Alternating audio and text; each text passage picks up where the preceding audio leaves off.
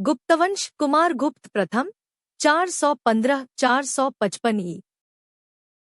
संक्षिप्त revision note UPSC PCS SSC NTPC railway. परिचय शासन महत्व। कुमारगुप्त प्रथम गुप्त साम्राज्य के शक्तिशाली और दीर्घकालीन शासक, लगभग 40 वर्ष शासन शांतिपूर्ण, लेकिन अंत में पुष्यमित्र हूणों का उदय अपने पिता समुद्रगुप्त की विस्तार नीति को स्थिरता में बदला। उपाधियां: महेंद्रादित्य, महेंद्र कुलतिलक, अश्वमेधकर्ता, श्रीमहेंद्र। प्रशासनिक व धार्मिक नीतियां: धर्म वैष्णव, भगवान महेंद्र शिव विष्णु संयुक्त रूप के उपासक। नीति स्थिर प्रशासन, प्रांतीय शासन को सुदृढ़। अश्वमेध यज्ञ का प्रदर्शन, शिक्षा, नालंदा महाविहार को संरक्षण देने का श्रेय परंपरागत रूप से इन्हीं को। कुमारगुप्त प्रथम के ऐतिहासिक स्रोत: अभिलेख, बिलसाड़ अभिलेख, शैली ब्राह्मी लिपि। विषय कुमारगुप्त की उपाधियां, धार्मिक दान, गधवा शिलालेख, स्थान उत्तर प्रदेश। विषय धार्मिक निर्माण, गुप्तकालीन स्थापत्य प्रमाण, मंदसौर अभिलेख। रचिता बांधक कुंभकार परिवार। विषय सूर्य मंदिर निर्माण, सामाजिकार्थिक स्थिति, करमदंडा अभिलेख। विषय कुमारगुप्त की सत्ता की पुष्टि, स्थानीय प्रशासन का प्रमाण, मनकुवर अभिलेख। विषय दान और भूमिदान, स्थानीय प्रशासन, मथुरा लेख। विषय मंदिर, धार्मिक दान, कला और शिल्प का प्रमाण, सांची अभिलेख। विषय बौद्ध विहार गतिविधि, गुप्तकालीन संरक्षण, उदयगिरी गुफालेख। विषय वैष्णव पूजा, राज्य संरक्षण, गुप्तकाल कला, तुमन अभिलेख। विषय भूमिदान, प्रशासनिक व्यवस्था, बंगाल से प्राप्त अभिलेख। विषय पूर्वी प्रांतों पर नियंत्रण, गुप्त साम्राज्य का विस्तार। विदेशी व आधुनिक स्रोत: गुप्तकालीन पुरातात्विक खोजें, सिक्कों व अभिलेखों का विश्लेषण। सिक्के: कुमारगुप्त के सिक्के सोने, चांदी, तांबे। प्रमुख प्रकार: सिंहारूढ़, गजारूढ़, धारण मुद्रा, कर्तृक मुद्रा। विशेषता: किसी भी व्यक्तिगत धार्मिक प्रतीक का अभाव, नो पर्सनल रॉयल सिंबल, राज्य की निरपेक्षता का संकेत। सिक्के उच्च परिशुद्धता, कला का उत्कर्ष, आर्थिक स्थिरता। कुमारगुप्त प्रथम का महत्व: गुप्त साम्राज्य की चरम स्थिरता, बड़े विद्रोहों को दबाया, हूणों के प्रारंभिक आक्रमण से टकराव, उनके उत्तराधिकारी स्कंदगुप्त को हूणों का कठोर प्रतिरोध करना पड़ा, गुप्त शक्ति का क्षय इसी काल से प्रारंभ। एक पेज रिवीजन। कुमारगुप्त 415-455 वैष्णव, महेंद्रादित्य अभिलेख, बिलसाड़, गधवा, मंदसौर, करमदंडा, मनकुवर, मथुरा, सांची, उदयगिरी, तुमन, बंगाल। सिक्के सिंह, गज, धारण, कर्तृक, कोई व्यक्तिगत प्रतीक नहीं। धर्म विष्णु उपासक, अश्वमेध, शिक्षा संरक्षण, नालंदा परंपरा। महत्व स्थिरता, हूणों का प्रारंभ, गुप्त साम्राज्य का मोड़। नीचे कुमारगुप्त प्रथम 415-455 ई के शासनकाल, विजयठ, प्रांतीय पदाधिकारी, धर्म एवं धार्मिक नीति, मूल्यांकन, एनालिसिस का UPSC PCS SSC NTPC railway स्तर का व्यवस्थित संक्षिप्त नोट दिया गया है। कुमारगुप्त प्रथम का शासनकाल। अवधि 415-455 दीर्घकालीन शासन, राजनीतिक स्थिरता, आंतरिक शांति, प्रशासनिक पुनर्गठन, आर्थिक समृद्धि, कला संस्कृति का संरक्षण। उनका शासन मुख्यतः समुद्रगुप्त के विस्तारवादी साम्राज्य को स्थिर और संगठित करने पर केंद्रित रहा। मुख्य बिंदु स्थिर शासन, प्रांतों का पुनर्गठन, सीमांत क्षेत्रों का नियंत्रण, हूणों के प्रारंभिक आक्रमण, पुष्यमित्र विद्रोह का उल्लेख। बाद के काल में शांतिपूर्ण मध्यकाल, भूमि दान और मंदिर दान में वृद्धि, कृषि विस्तार और सिक्कों का उत्कर्ष। कुमारगुप्त प्रथम की विजय। कुमारगुप्त के समय बड़े सैन्य अभियानों का उल्लेख कम मिलता है, क्योंकि उनका काल मुख्यतः स्थिरता और प्रशासनिक सुदृढ़ीकरण का था। परंतु कुछ प्रमुख उपलब्धियां: आदिवासी सीमावर्ती जनजातियों पर प्रभाव, आभीर हूण, पुष्यमित्र, सीमांत विद्रोह, इनके प्रारंभिक प्रतिकार का श्रेय इन्हें कुछ क्षेत्रों में विद्रोहों को नियंत्रित करने के प्रमाण अभिलेखों में मिलते हैं। पूर्वी भारत, बंगाल समतट, कोरल प्रदेश, इन क्षेत्रों पर गुप्त नियंत्रण के अभिलेख मिलते हैं। पश्चिमी भारत, अवंती, मालवा, मंदसौर अभिलेख में स्थानीय समाज पर गुप्त प्रशासनिक पकड़ दिखाई देती है। कुल मिलाकर उनका शासन युद्ध की तुलना में शांति और स्थिरता के लिए प्रसिद्ध है। प्रांतीय पदाधिकारी। कुमारगुप्त के समय गुप्त प्रशासन एक पूर्ण विकसित रूप में था। मुख्य प्रशासनिक इकाइयां और पदाधिकारी। प्रदेश, भुक्ति, प्रांत, प्रमुख अधिकारी, उपरिक्त जनपद, विषय, डिस्ट्रिक्ट, जिला स्तर अधिकारी, विशप्ति, आयुक्त, आहारा, नगर, सब डिस्ट्रिक्ट, स्थानीय इकाई अधिकारी, नगरश्रेष्ठी, नगराध्यक्ष, ग्राम, विलेज अधिकारी, ग्रामिक, ग्रामाधिकारी, मुखिया। अन्य महत्वपूर्ण पदाधिकारी, सामंत, आश्रित राजा, सीमांत सुरक्षा दूतक, शिलालेखों और आदेशों का संप्रेषक, संधिविग्रहिक, विदेश नीति और संधि अधिकारी, महादंडनायक, सैन्य अधिकारी, महाप्रतिहार, राज्यसभा का प्रमुख, रक्षक, कूटिल्य परंपरा के करलेखक, कर संग्रह और भूमि मापन। कुमारगुप्त काल का प्रशासन स्थानीय स्वशासन प्लस केंद्रीय नियंत्रण का संतुलित मॉडल था। धर्म और धार्मिक नीति। कुमारगुप्त प्रथम वैष्णव धर्म, भगवान विष्णु के उपासक, उपाधि महेंद्रादित्य, धार्मिक दान, मंदिर निर्माण। लेकिन उनकी धार्मिक नीति उदार, टॉलरेंट थी। कोई व्यक्तिगत धार्मिक प्रतीक नहीं। सिक्कों में यह धार्मिक निरपेक्षता को दर्शाता है। मुख्य बिंदु वैष्णव, शैव, बौद्ध, जैन सभी को संरक्षण। उदयगिरि, मथुरा, सांची, मंदसौर में धार्मिक अभिलेख, स्थानीय समाज में दान और मंदिर गतिविधियों का विस्तार। नालंदा महाविहार के उत्थान को परंपरागत रूप से इन्हीं से जोड़ा जाता है, यद्यपि प्रत्यक्ष प्रमाण कम। उनका धर्म राजकीय नीति के केंद्र में न होकर समाजहित और लोक कल्याण पर आधारित था। मूल्यांकन। 1. राजनीतिक दृष्टि। दीर्घकालीन स्थिर शासन, गुप्त साम्राज्य का सर्वोच्च संतुलन, किंतु उत्तरार्ध में हूणों का उदय और साम्राज्य पर दबाव बढ़ना प्रारंभ। 2. प्रशासनिक दृष्टि। स्थानीय प्रशासन को मजबूत किया, प्रांतों में उपरिक और विशप्ति की भूमिका स्पष्ट, भूमि दान और मंदिर, अर्थव्यवस्था का विकास। 3. आर्थिक विश्लेषण। सिक्कों की प्रचुरता, सोने चांदी तांबे के उत्कृष्ट सिक्के, आर्थिक समृद्धि, व्यापार और कृषि विस्तार। 4. सांस्कृतिक विश्लेषण। कला, स्थापत्य, मूर्तिकला, शिल्प पर संरक्षण। उदयगिरि, मंदसौर, मथुरा अभिलेख कला और समाज का दर्पण। धार्मिक सहिष्णुता गुप्त संस्कृति का मूल गुण रही। 5. सैन्य विश्लेषण। युद्ध, कम स्थिरता, अधिक हूणों के प्रारंभिक आक्रमण का उल्लेख। बाद में उनके उत्तराधिकारी स्कंदगुप्त को इन्हीं से संघर्ष करना पड़ा।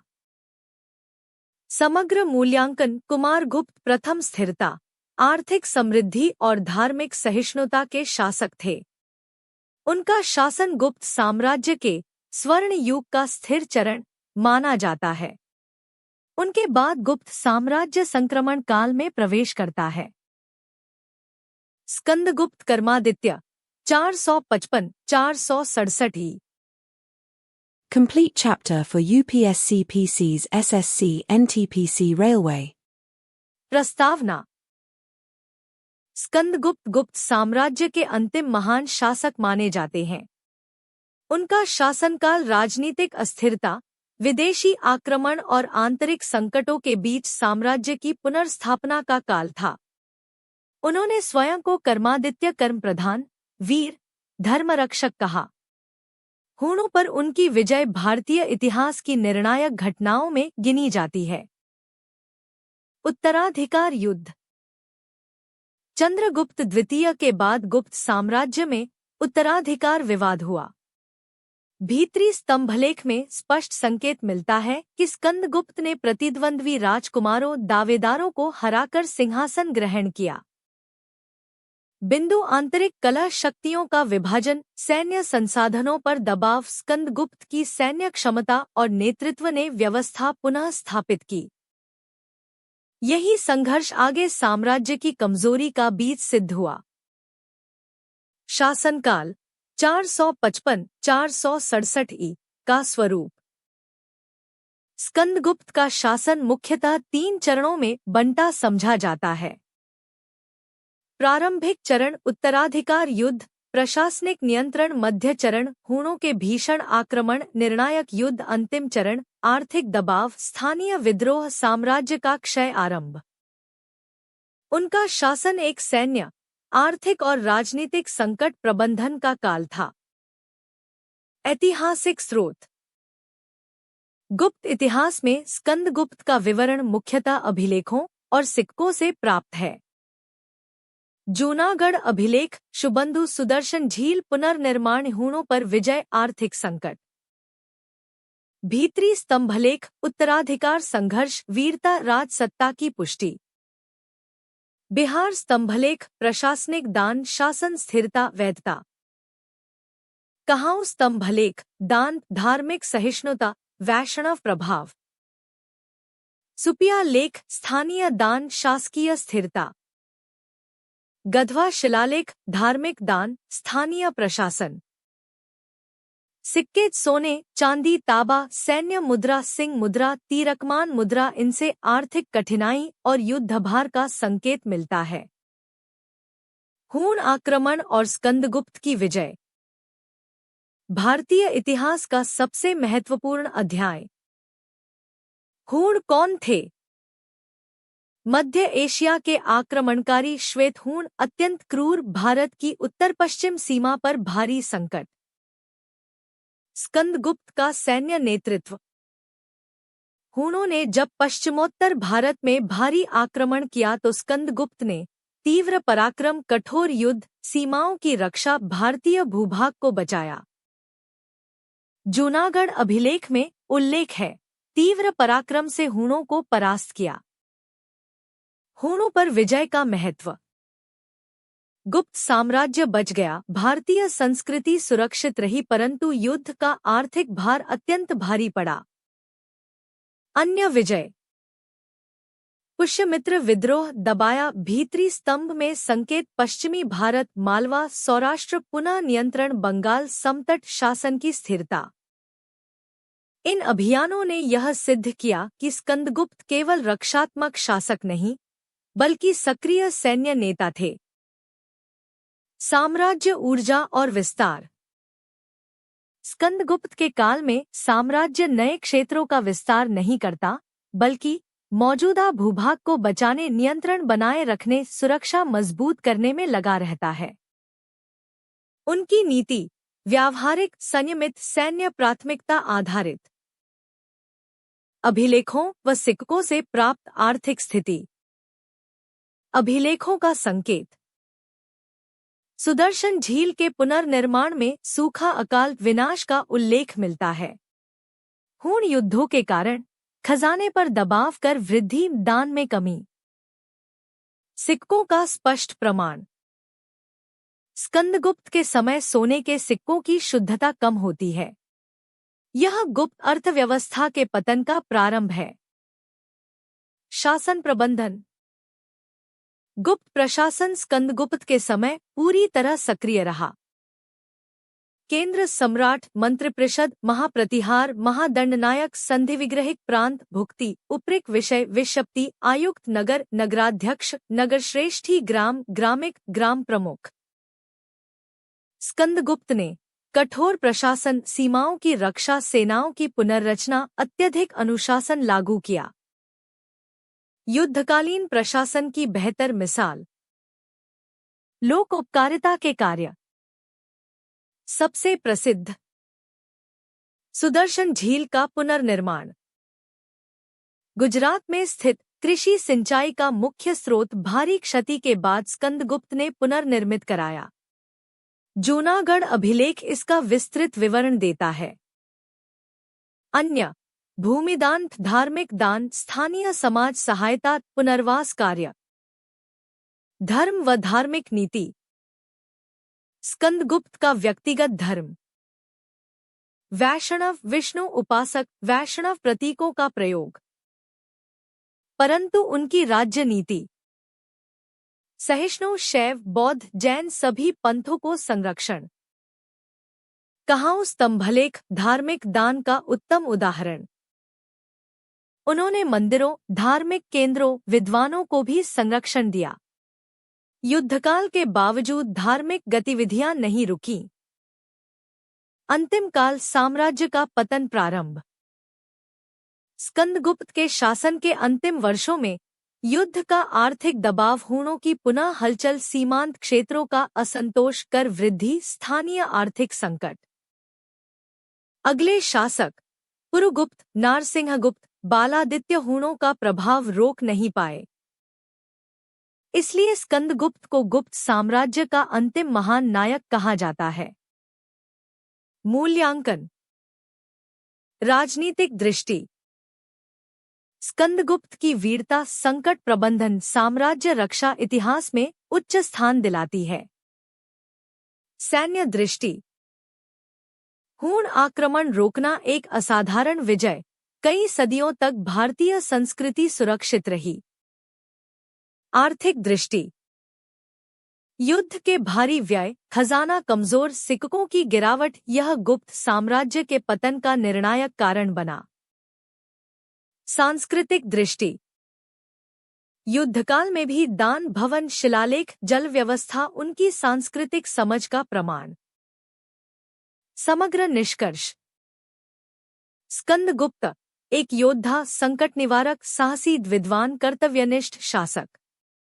उन्होंने गुप्त साम्राज्य को बचाने की पूरी कोशिश की, परंतु युद्ध और आर्थिक दबाव ने साम्राज्य की नींव कमजोर कर दी। उनके बाद साम्राज्य तेजी से गिरावट की ओर गया।